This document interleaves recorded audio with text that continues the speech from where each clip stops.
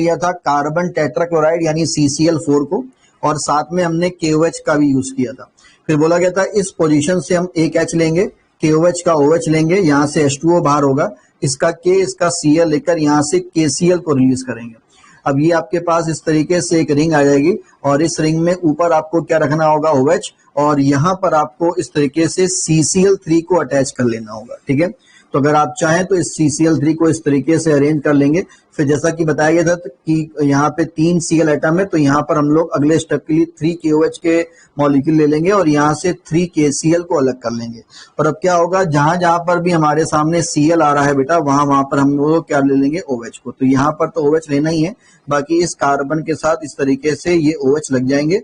आपका compound OH लग जाने की वजह से अनस्टेबल हो जाएगा, क्योंकि बताया गया था किसी भी कंपाउंड में एक सिंगल कार्बन के साथ कभी भी 2 या 2 से ज्यादा OH जुड़े हुए नहीं होने चाहिए। अगर ये कंपाउंड अनस्टेबल हो जाएगा तो स्टेबिलिटी मिलाने के लिए आपको यहाँ से तुरंत वाटर को बाहर करना होगा, जिसके लिए आप कहीं से भी H और कहीं से भी OH का यूज कर सकते हैं। और जब H2O को आप बेटा अलग कर लोगे तो आपके पास इस तरीके से एक रिंग बचेगी, और इस रिंग में ऊपर आपके पास क्या रहेगा, OH, और यहाँ पर आ जाएगा क्या, COOH, और इसी का नाम आपको बताया गया था सैलिसिलिक एसिड या सैलिसाइलिक एसिड, और इसकी दूसरी रिंग आपको बताई गई थी ऑर्थो हाइड्रोक्सी बेंजोइक एसिड।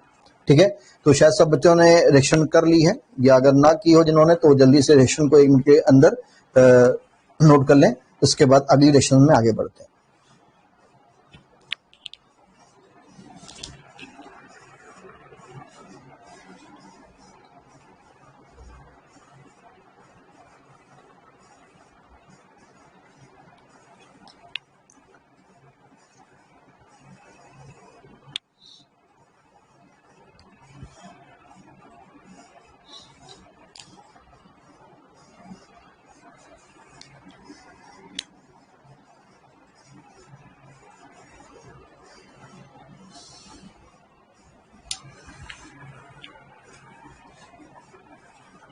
बिल्कुल सेम रिएक्शन है जो हमने लास्ट में बताई है, कोई नया काम कहीं पे कुछ नहीं करना, तो सिंपल रिएक्शन है। ठीक है, और फिर से ध्यान रखिएगा, ये क्वेश्चन भी बहुत पूछा जाता है एज अ कन्वर्जन, कि कैसे कन्वर्ट करोगे, कैसे परिवर्तित करोगे फिनॉल को सैलिसिलिक एसिड में। ठीक है, how can you convert phenol into salicylic acid. चलो आगे बढ़ते हैं। चलिए आगे बढ़ेंगे, और नेक्स्ट स्टडी में बेटा नोट करना है थैलीन अभिक्रिया यानी थैलीन रिएक्शन। स्पेलिंग का थोड़ा ध्यान रखिएगा, इंग्लिश में इसको पथैलीन लिखा जाता है, PS साइलेंट रहता है, लेकिन थैलीन हिंदी में थैलीन तो लिखा जाएगा, हिंदी में थैलीन आपको लिखना है। ठीक है, तो ये रिएक्शन बेटा थैलीन रिएक्शन के नाम से भी या थैलीन टेस्ट के नाम से भी पूछ सकते हैं एग्जाम में। ठीक है, तो थ्योरी को नोट कर लेते हैं। देखिएगा, फिनॉल की क्रिया, phenol reacts with phthalic anhydride के साथ, phenol reacts with phthalic anhydride के साथ सांद्र H2SO4 की उपस्थिति में कराने पर, इन presence of concentrate H2SO4, सांद्र H2SO4 की उपस्थिति में कराने पर फिनोप्थलीन का निर्माण होता है, टू फॉर्म फिनोप्थलीन, फिनोप्थलीन का निर्माण होता है। ठीक है, तो फिनोप्थलीन बनने की वजह से इस रिएक्शन का नाम क्या पड़ गया हमारा, थैलीन रिएक्शन, थैलीन अभिक्रिया या थैलीन टेस्ट। ठीक है, चलिए अब देखिएगा ध्यान से, इसमें क्या क्या आपको यहाँ पे करना है, समझिएगा। सबसे पहले आपने एक कंपाउंड आपने लिया हुआ फिनॉल के साथ, वो बेटा लिखा हुआ है आपने थैलिक एनहाइड्राइड। ये क्या होता है, ठीक है, सबसे पहले एनहाइड्राइड्स क्या होते हैं, किसी भी एसिड से अगर हम वाटर मॉलिक्यूल को बाहर करते हैं तो हमेशा हमको उस एसिड का एनहाइड्राइड बनते हुए मिलेगा। ठीक है, आपको ध्यान होगा कि एरोमेटिक कंपाउंड्स जब हम लोग पढ़ रहे थे तो हमने आपको एक एसिड का फॉर्मूला स्ट्रक्चर लिखवाया था, ये बताया था, जो जिसका नाम था थैलिक एसिड। ठीक है।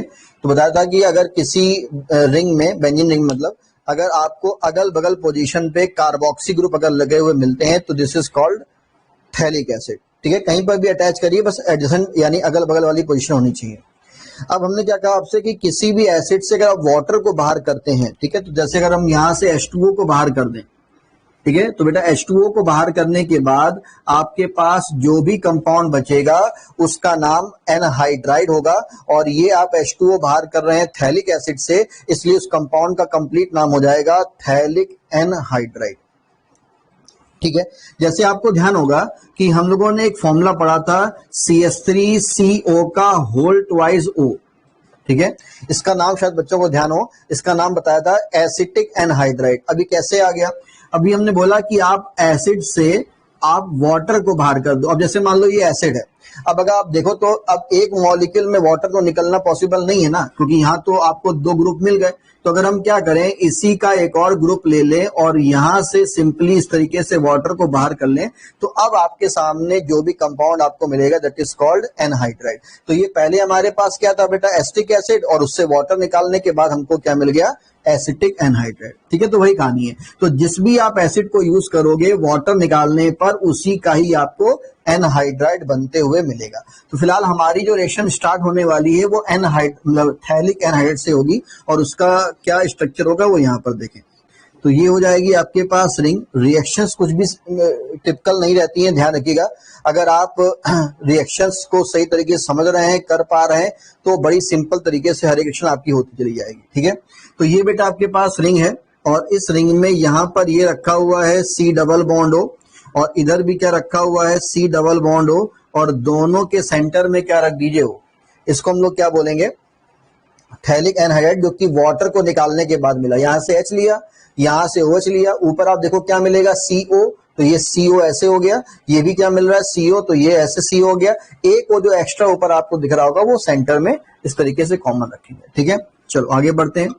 अब इसके बाद बेटा आपको साथ में जो कंपाउंड लेना है वो लेना है फिनॉल का। ठीक है, हमारे पास दो ऑप्शन है इस रिएक्शन को करने के लिए, क्या, या तो हम इस वाले C डबल बॉन्ड O का यूज करें और या तो हम नीचे वाले C डबल बॉन्ड O का यूज करें, तो किसी का भी आप यूज कर सकते हैं। फिलहाल हम इस वाले को ले रहे हैं। ठीक है, देखिए जरा, अब आप जैसा कि देख पा रहे होंगे इस O की अगर हम लोग बात करें तो इस O को अगर वाटर को रिमूव करना हो तो कितने H लेने पड़ेंगे, 2H। इसलिए हम अगले स्टेप में यानी अगले कंपाउंड में फिनॉल की जो रिंग है, 2 रिंग यहाँ पर हम लोग यूज करेंगे, क्योंकि वाटर हमको यहाँ पर रिमूव करना है। तो ये हो जाएगी रिंग, और ये हमारे सामने क्या रखा हुआ है, OH। और यहाँ पर ये बेटा हम करने जा रहे हैं कंसंट्रेट यानी कि सांद्र H2SO4 को लेकर। इस पोजीशन से क्या लेना होगा, H, इस पोजीशन से क्या लेना होगा, H, और आपको सेंटर में क्या दिखाई दे रहा होगा, O। तो इस O को लेकर और ये वाले दोनों H लेकर यहां से हम H2O को बाहर करेंगे। अब बाकी जो कंपाउंड बचा हुआ है उसी को केवल बेटा आपको जोड़कर अरेंज करके लिखना है। रिएक्शन में कंपाउंड देखने में थोड़ा आपको बड़ा सा दिख सकता है, अलग सा दिख सकता है, लेकिन रिएक्शन का होना बड़ा सिंपल तरीके से आपको सामने समझ आ रहा है। अब कुछ भी नहीं करना है, केवल कंपाउंड को अरेंज करना है, व्यवस्थित करना है। कैसे लिखा जाएगा समझो जरा। ये हमारे पास C हो जाएगा, डबल बॉन्ड O हो जाएगा, यहाँ पर C हो जाएगा, यहाँ पर O हो जाएगा। अब आप चेक कर सकते हो जो नीचे वाला कार्बन आपके सामने आ रहा है, इस कार्बन की वैलेंसी केवल 2 ही कंप्लीट हो रही है, बाकी 2 वैलेंसी इस तरीके से हमने फ्री कर दी है। अब हम क्या करेंगे, इस एक वैलेंसी से फिनॉल की एक रिंग अटैच कर लेंगे और इस दूसरी वैलेंसी से फिनॉल की दूसरी रिंग अटैच कर देंगे। This compound is known as phenolphthalein. ठीक है, फिनोप्थलीन जो है ये बेसिकली एक टाइप का इंडिकेटर है, इंडिकेटर जिसको आप हिंदी में सूचक बोल सकते हैं। इंडिकेटर की फॉर्म में इसका हालांकि यूज किया जाता है, लेकिन इसमें एक केमिकल टेस्ट इस वजह से बोला जा रहा है कि अगर आप इस फिनोप्थलीन, हालांकि कलरलेस होती है, रंगहीन होती है, अगर आप इसमें कोई बेस ऐड करते हैं, किसी भी टाइप का अगर एक बेस आप ऐड करते हैं, तो बेस को ऐड करने पर बेटा इसका जो कलर है वो लाल या गुलाबी हो जाता है, यानी रेड और पिंक में से कोई कलर आपको वहां पर बनते हुए मिलेगा। ठीक है, तो एक टाइप का कलर बनता है या बन गया है। जहां पर भी कोई कलर, कोई प्रेसिपिटेट बन जाता है तो वो एक केमिकल टेस्ट की फॉर्म में कंपाउंड को रिप्रेजेंट कर रहा होता है, कंपाउंड का केमिकल टेस्ट रिप्रेजेंट कर रहा होता है। इसलिए हमने बोला पहले भी कि आपको ये थैलिन रिएक्शन के नाम से भी बोल सकता है या थैलिन टेस्ट के नाम से भी बोल सकता है। ठीक है, नोट करिए जल्दी से।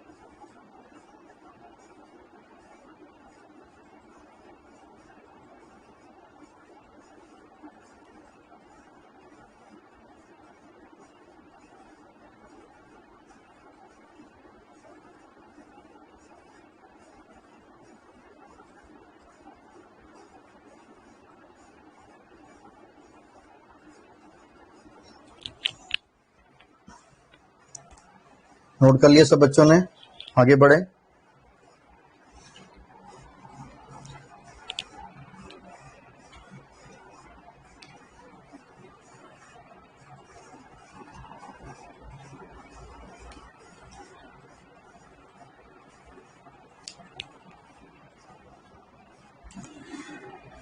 है, तो ये आपका थैलिन टेस्ट या थैलिन रिएक्शन के नाम से रिएक्शन आपको ध्यान रखना। चलिए बेटा आगे बढ़ते हैं और नेक्स्ट स्टडी में नोट करना है आगे Gattermann aldehyde synthesis.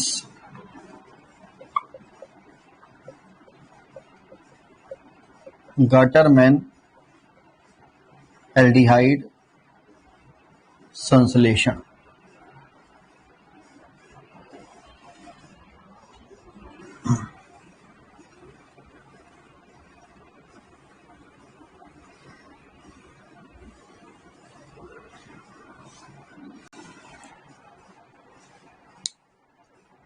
Gattermann aldehyde synthesis. तो बेटा ये रिएक्शन बेसिकली यूज की जाती है एल्डिहाइड ग्रुप को इंट्रोड्यूस करने के लिए बेंजीन रिंग में। ठीक है, और अगर मान लो बेंजीन केवल आप यूज कर रहे हैं और उसमें अगर एल्डिहाइड ग्रुप रखता है तो उस कंपाउंड को हम लोग बोलते हैं बेंजल्डिहाइड।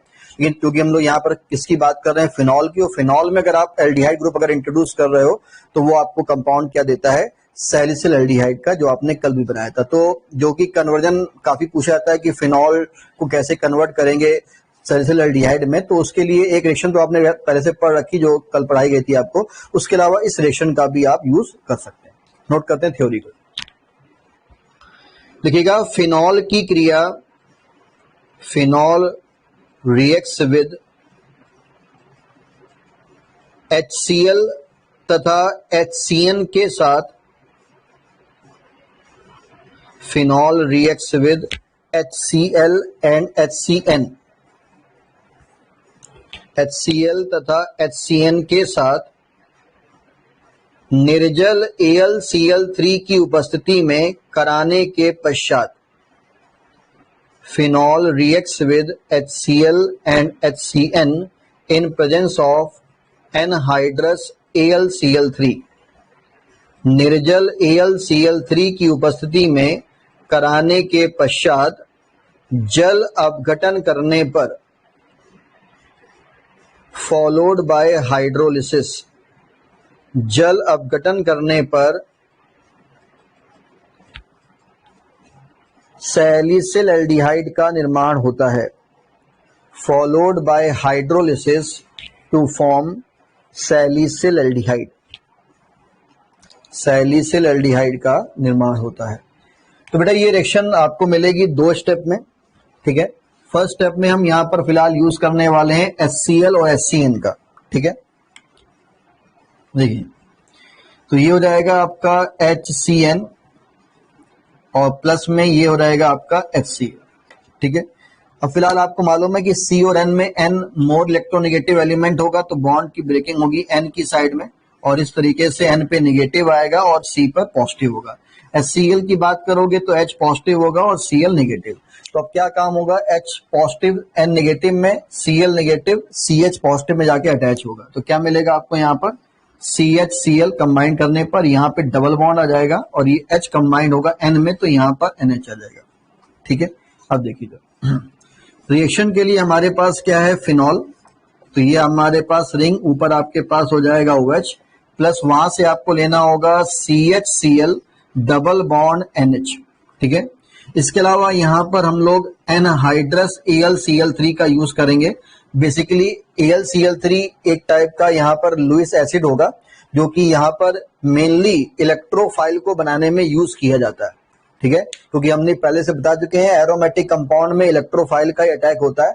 यहाँ पे अगर आप इलेक्ट्रोफाइल को समझना चाहें तो ऐसे समझ सकते हैं कि जो Cl है वो नेगेटिव फॉर्म में इस AlCl3 को इलेक्ट्रॉन देगा, जिसकी वजह से AlCl4 नेगेटिव यहाँ से अलग हो जाएगा और उसके बाद जाके जो CH डबल बॉन्ड NH है वो यहाँ पे जाके जुड़ता है। फिलहाल वो एक मैकेनिज्म की, वो क्रिया विधि की बात है, उसको ना करके अगर हम एक सिंपल तरीके से इसको समझना चाहें तो क्या हो सकता है, इस वाली पोजीशन से हमने यहाँ से H ले लिया है, ये हमारे सामने Cl है, तो यहाँ से बेटा हम क्या रिलीज कर लेंगे, HCl को। बाकी जो कुछ भी बचेगा वो ऐसे हो जाएगा, ये हो जाएगी आपके पास रिंग, ऊपर आपको मिल जाएगा OH और बाकी बचेगा CH डबल बॉन्ड NH, यानी एक टाइप का इंटरमीडिएट, एक प्रकार का माध्यमिक यौगिक बनते हुए मिलेगा इस प्रकार से।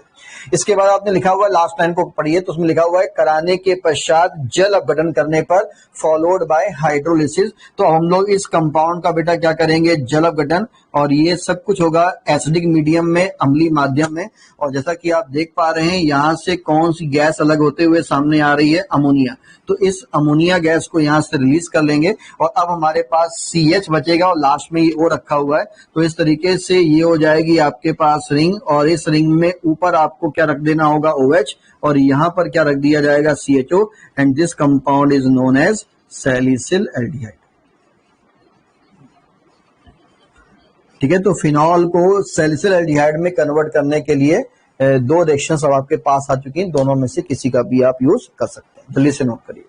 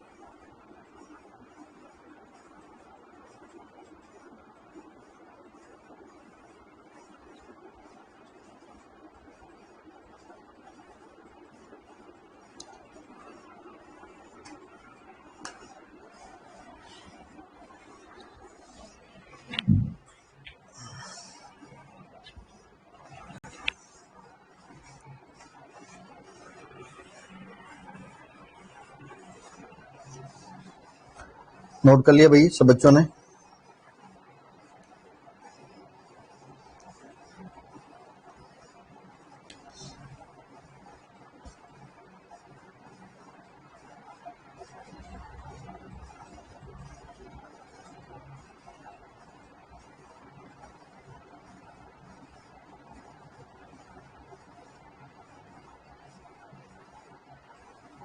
वीडियो सबको क्लियर आ रहा है ना बच्चों? ऑडियो वीडियो में कोई किसी टाइप का डिस्टरबेंस तो नहीं आ रहा है? जल्दी से यस नो में कमेंट करो।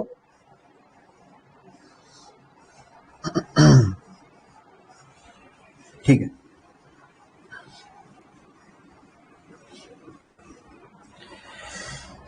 चलो आगे बढ़ते हैं। और अब नेक्स्ट पॉइंट के लिए हेडिंग में नोट करना है आपको इसी के बाद, फ्रीडल क्राफ्ट रिएक्शन। ठीक है, हालांकि ये रिएक्शन आपने पहले भी पढ़ रखी है, बेंजीन में आपको बताई गई थी, टॉलुइन में भी आपने पढ़ा हुआ है, और अब हम लोग फिलहाल इसको पढ़ने जा रहे हैं फिनॉल के लिए। ठीक है, तो इसमें मेन एल्काइलेशन जो रहता है वो यहाँ पर समझना है। और एल्काइलेशन में हम पहले से बता चुके हैं आपको कि RX यानी कि एल्किल हैलाइड का हम लोग यूज करते हैं। तो थ्योरी को नोट कर लेते हैं पहले, उसके बाद आगे बढ़ेंगे। देखिएगा, फिनॉल की क्रिया, फिनॉल रिएक्ट्स विद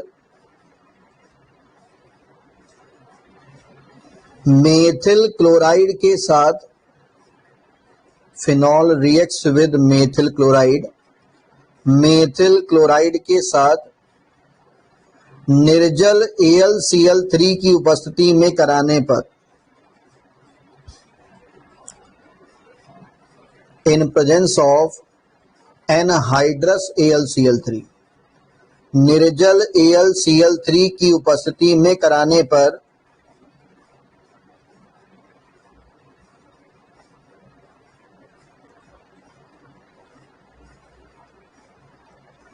पर ऑर्थोक्रिसॉल, ऑर्थो के लिए ओ लिख सकते हैं, क्रिसॉल CRESOL तथा पैराक्रिसॉल का निर्माण होता है।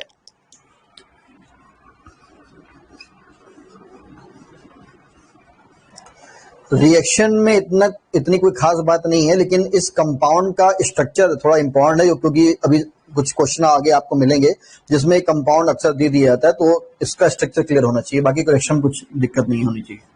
बहुत सिंपल सी बेटा रिएक्शन है। ये हमारे पास रिंग है, और इस रिंग में ऊपर हमने यहाँ पर क्या रखा हुआ है फिलहाल OH, और लेने के लिए कुछ भी आप सकते हो, CH3, C2H5, Cl, Br, जो भी आपको लेना हो, लेकिन CH3 को लेकर हमारा कंपाउंड इंपॉर्टेंट, इसलिए हम CH3Cl का यूज कर रहे हैं। ठीक है, बाकी Br यहाँ पर ले सकते हो।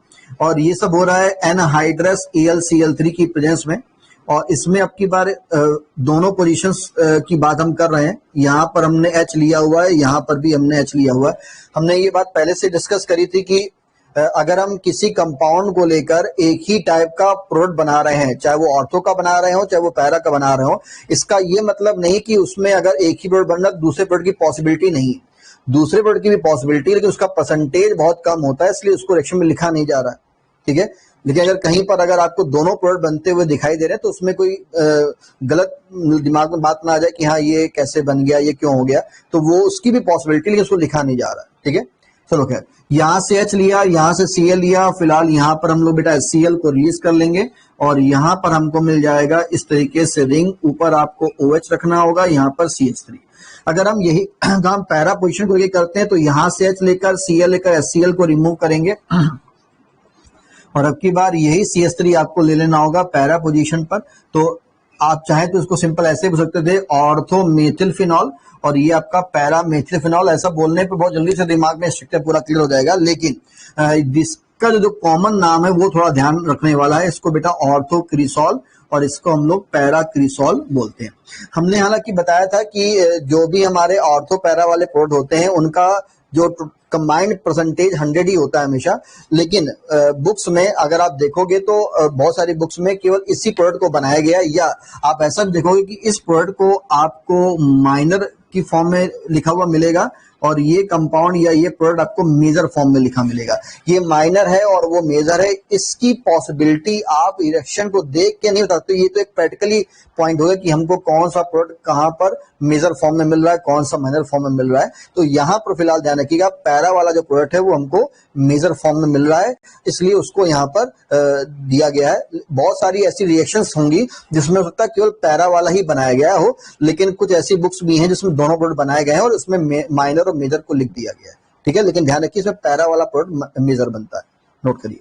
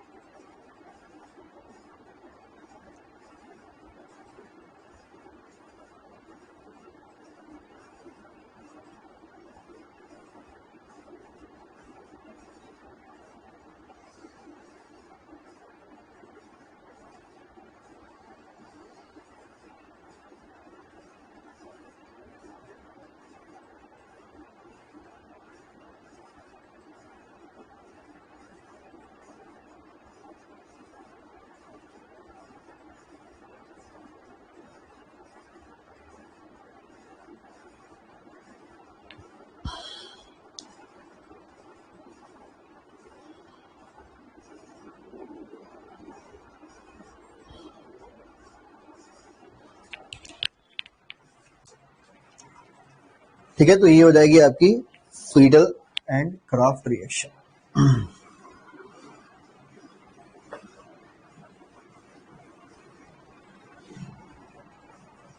चलिए आगे बढ़ते हैं बेटा। और इसके बाद नेक्स्ट स्टडी में आपको नोट करना है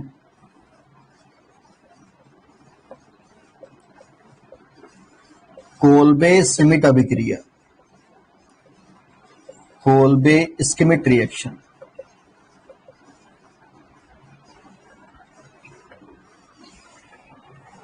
Kolbe Schmidt reaction, Kolbe Schmidt अभिक्रिया। ठीक है, ये रिएक्शन अगर आपको ध्यान हो तो ये इस नाम की रिएक्शन आपने 11th में पढ़ी है, लेकिन वो थी कोल्बेज इलेक्ट्रोलिसिस।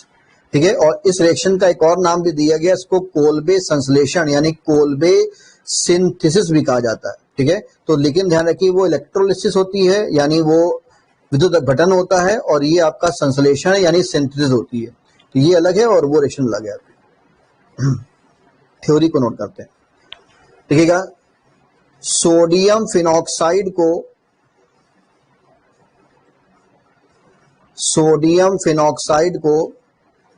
CO2 के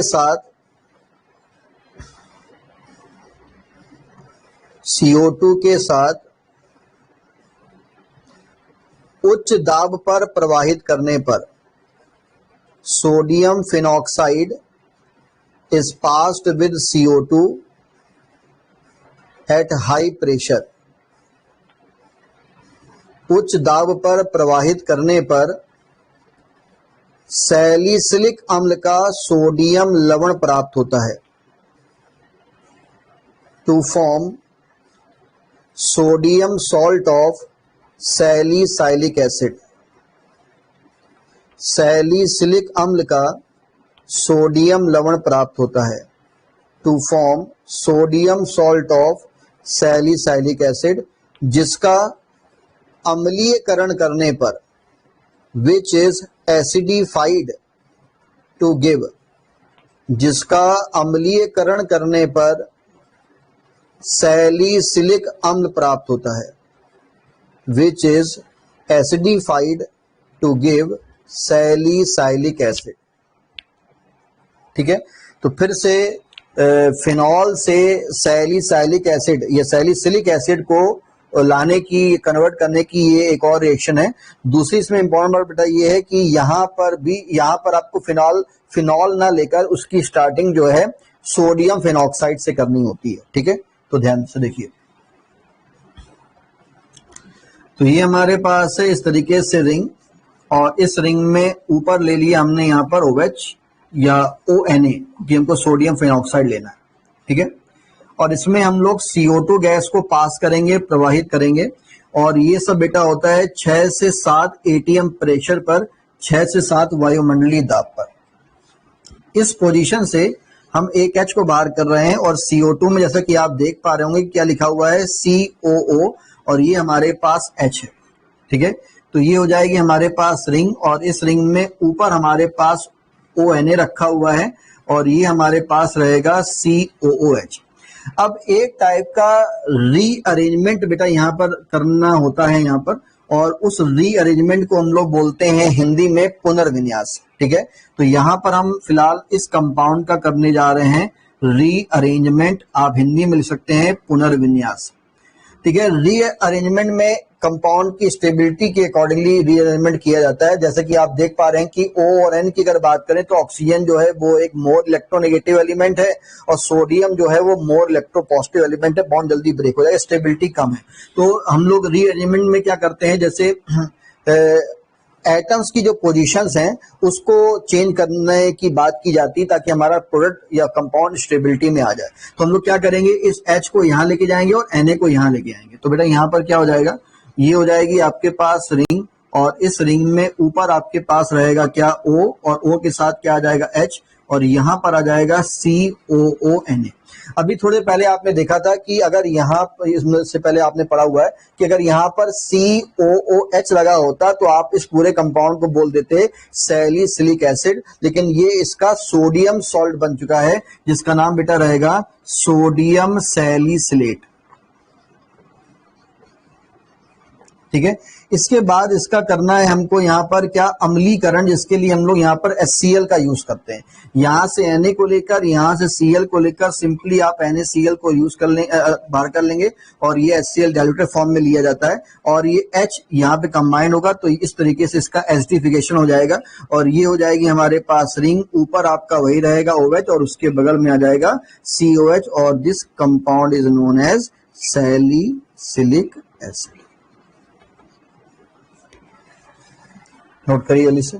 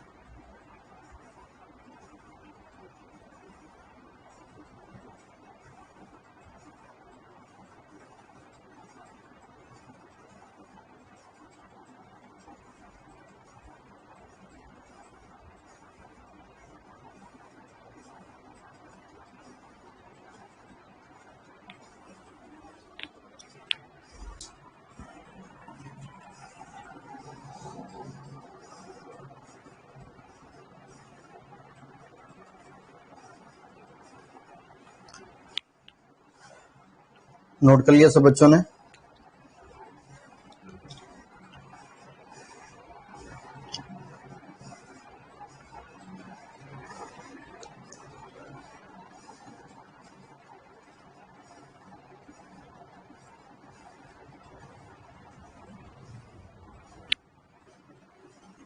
चलिए बेटा आगे बढ़ेंगे और नेक्स्ट हेडिंग में अब नोट करना है आपको हाइड्रोजिनेशन।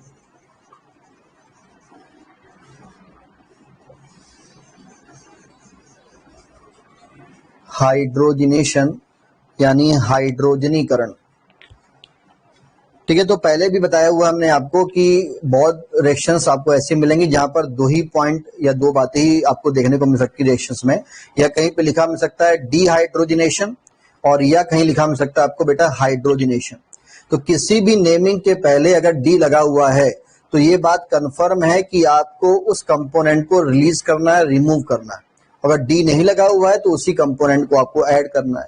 तो यहाँ पे बेटा लिखा हुआ हाइड्रोजिनेशन, जिसका मीनिंग हो गया एडिशन ऑफ H2। ठीक है, और H2 का जो एडिशन होता है ज्यादातर रिएक्शन में अगर आप देखोगे तो वो उसके लिए निकिल का, पैलेडियम का और प्लेटिनम का, इन सब का यूज होता है। ठीक है, इन कैटालिस्ट की प्रेजेंस में, इन उत्प्रेरक की उपस्थिति में ही आप यहाँ पर हाइड्रोजनेशन को देख पाते हैं। ठीक है, तो पहले जरा रिएक्शन को देख लीजिए, उसके बाद जरा बात करते हैं। तो ये हमारे पास इस तरीके से बेटा रिंग है, और अब की बात जरा ध्यान रखिएगा, डबल बॉन्ड का यूज हम लोग करेंगे, मतलब बॉन्ड का यूज करेंगे, रिंग नहीं बनानी अंदर। ठीक है, रिंग में बॉन्ड नहीं। और यहाँ पर जैसा कि आपने हेडिंग में पढ़ लिया है, यहाँ पर बेटा होने वाला है हाइड्रोजनेशन, और ये सब हम लोग कर रहे हैं निकिल उत्प्रेरक, निकिल कैटालिस्ट की प्रेजेंस में। अब सामने जैसा कि देख पा रहे होंगे कि 3 डबल बॉन्ड प्रेजेंट है और डबल बॉन्ड में ही एडिशन होता है। तो यहाँ पर हम इस तरीके से H2 के 3 मॉलिक्यूल्स का यूज कर लेंगे।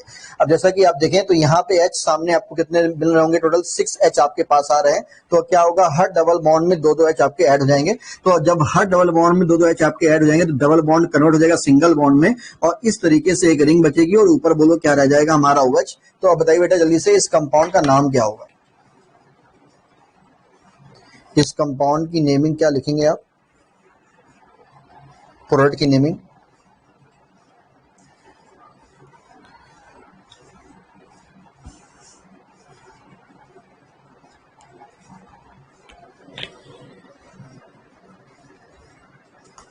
तो ये बिल्कुल करेक्ट आंसर है। रिंग में अगर आप देखो तो 6 कार्बन आपको रिंग में दिखाई दे रहे होंगे, और ऊपर बेटा क्या रखा हुआ है, OH। तो 6 कार्बन और OH को लेकर आप सिंपली पहले तो उसको क्या बोल सकते हो, हेक्सेनॉल सॉरी। और ये लेकिन कंपाउंड कैसा है, साइक्लिक है, इसलिए कंप्लीट नेमिंग जो बेटा रहेगी वो रहेगी साइक्लोहेक्सेनॉल। ठीक है, थ्योरी नोट कर लेते हैं। देखिएगा, फिनॉल का निकिल की उपस्थिति में, फिनॉल का निकिल की उपस्थिति में हाइड्रोजनीकरण करने पर, hydrogenation of phenol in presence of Ni nickel करने पर साइक्लोहेक्सेनॉल का निर्माण होता है, गिव्स साइक्लोहेक्सेनॉल। साइक्लोहेक्सेनॉल का निर्माण होता है। हाँ, नोट करिए रिएक्शन जल्दी से।